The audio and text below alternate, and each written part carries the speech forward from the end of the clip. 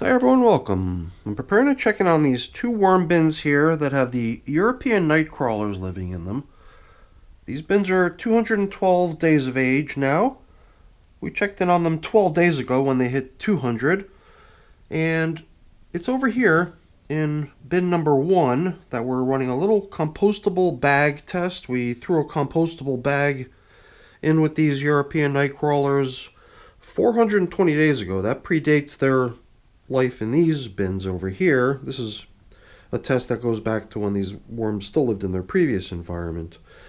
And, well, the compostable bag is, I don't know, it's kind of hard to say whether it's making progress or not. But anyway, I figured I was going to check in on these worms, give them a quick feeding, see how that bag's coming along.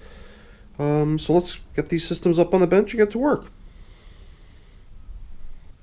So over on the shelf, bin number 1 was on this side. Over here, when we got it on the bench, it's on this side. So from your perspective, left to right, the arrangement of things up on the shelf is a little bit of a different story. I'm not going to get into that now. But these little guys have had their systems covered with paper for a little while now.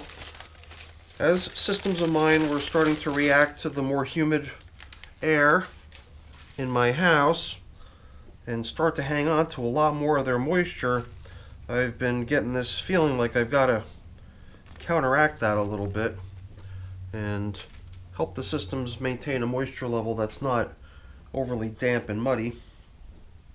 And paper covering seemed to be doing a good job. Even here, I mean, I'm a little bit surprised how damp the material on the surface is, considering that we had pretty flimsy little single sheets of newspaper covering here. So interesting to see. Just thought I spotted this interesting little very dark in color worm cocoon, and it's when they're pretty dark in color like this is when you can expect that they're probably going to hatch pretty soon. When they're first deposited into the system by the worms, they're a little bit lighter in color, but the ones that I'm spotting are pretty dark. Worm cocoons are always a nice thing to see, and yeah, I'm still just sort of amazed by how damp things are. Almost makes me wonder if we really need to see drying in here. What do we do, you know? One thing we did though last time was with the feeding we included a whole bunch of dry bedding, which was just some shredded paper, copy paper, or I guess it's not really, it wasn't copy paper, it was like junk mail almost, or something like that.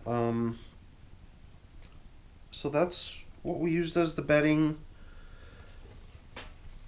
prior to feeding last time. They got banana peel. Well, I could already see one of the banana peels is right here, and I think some apple peel and some other stuff like that. But before we get too far along, let's not forget that we always like to retrieve and remove the compostable bag test, so that us exploring and playing around with the worms doesn't result in any unnecessary damage to the compostable bag. So, I mean, the whole idea behind that is that any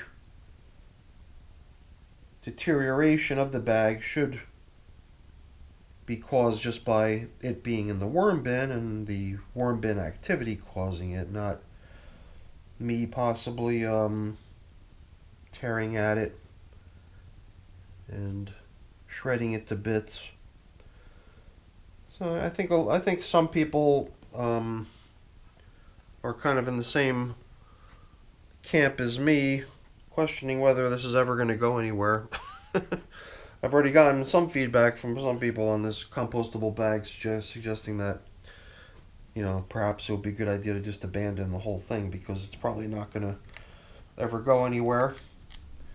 So here we've got a mango seed, and I think we already met the banana peel earlier.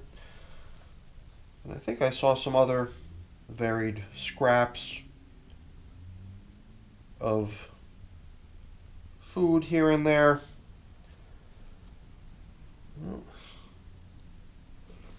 I've had some dialogue in the comments of my videos recently about leftovers and how to think about them.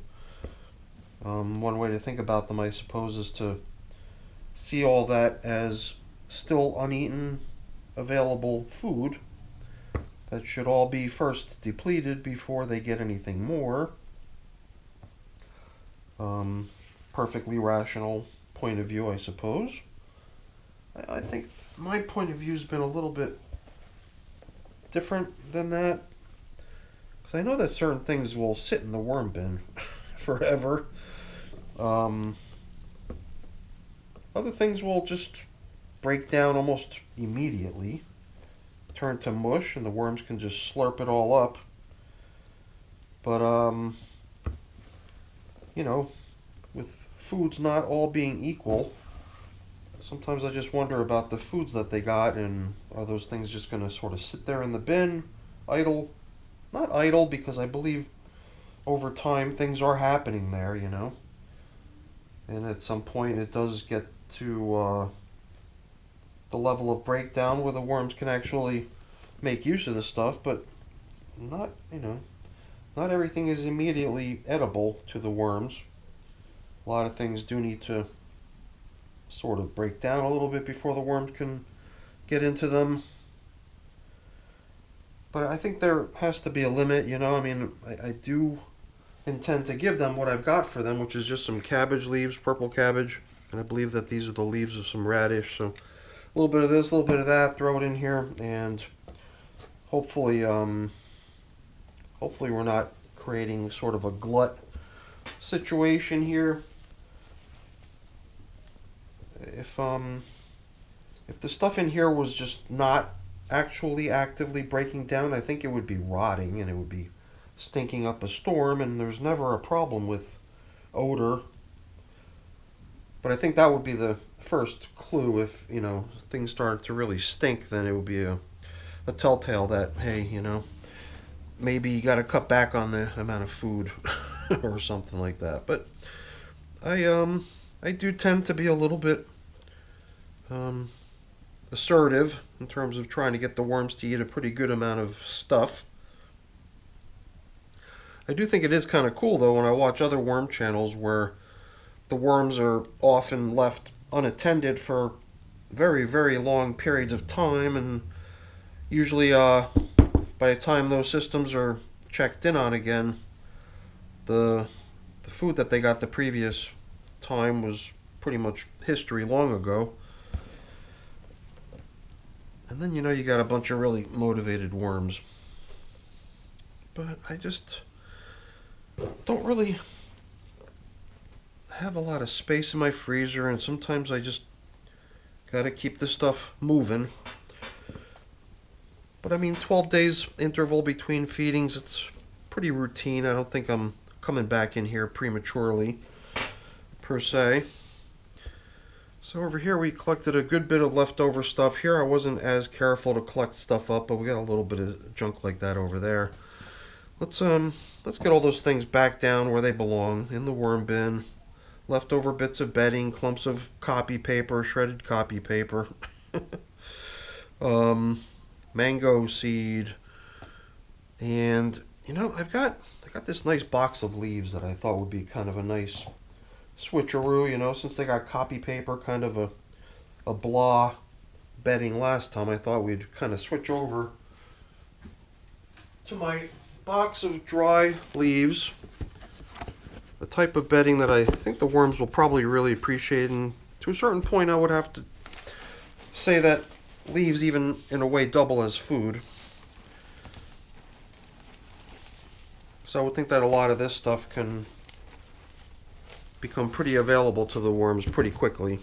So let's see what we can do about fairly splitting up this little assortment. We'll grab a little bit of this radish leaf to throw in over to bin number 2. And then we got some cabbage leaves. Here's the stem. And one thing we like to do is try to drive attention and worm traffic towards the compostable bag test. So, as we usually do, we're going to position the compostable bag right in the middle of the action, right where the feeding just got applied. And even put an extra sprinkling of an extra cabbage leaf and even a little bit of radish leaf on top of that. So hopefully that'll result in worms coming by to work on that stuff. So not much left to do here. We'll usually use the activity of covering up the feeding zone as an excuse to reach out to the outer edges of the system to bring in some material from there, giving us the opportunity to not only inspect it, but it gets aerated while we're pouring through the stuff. Here too, a good bit of moisture, but lots of worms in it, kind of causing it to pretty easily crumble. Here too, good bit of moisture. And the worms just hanging out and enjoying this stuff. Alrighty. Worms everywhere. That was a pretty good, thorough aeration. I think we'll do the same here in bin number 1. Yeah, here the stuff almost feels muddy. Look at that. See how that clumped up right there from being in my hand? This stuff needs to air out. I'm wondering if perhaps removing the paper coverings would be a good way to go. You know, at 212 days of age, I got to consider this as a pretty active, in progress kind of system that doesn't really need to have any sort of considerations taken into account in terms of stuff pertaining to harvesting or anything like that. At this point, I think keeping things a little bit more damp, because the worms like it that way and because they're able to break more stuff down more quickly and remain happy and healthy when things are nice and damp. We're just gonna stick to what we've had here so far.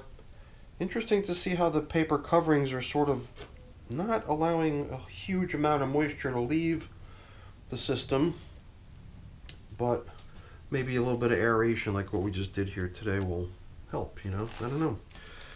Or do we just also try to be not as thorough with the coverings? You know, I don't think there's anything that needs fixing per se, you know? If something did, then changing something would make sense, but since things look good, I'm gonna just stick with what's been working. So that's it for our check-in with the European nightcrawlers, everyone. Got a little bit of cleaning up to take care of here and putting stuff away, but I'm not going to waste your time with that. That's boring. Before I go really quick, let me just say thank you. Thank you so much for watching. Hopefully you enjoyed the video. If you did, as always, please don't forget to leave me a quick thumbs up before you go. That's always really appreciated. And if you haven't done so already, please consider subscribing to the channel. That's very much appreciated as well. All right, everyone, have a great day. Thanks for watching. Bye now. Get off the paper, buddy. All right.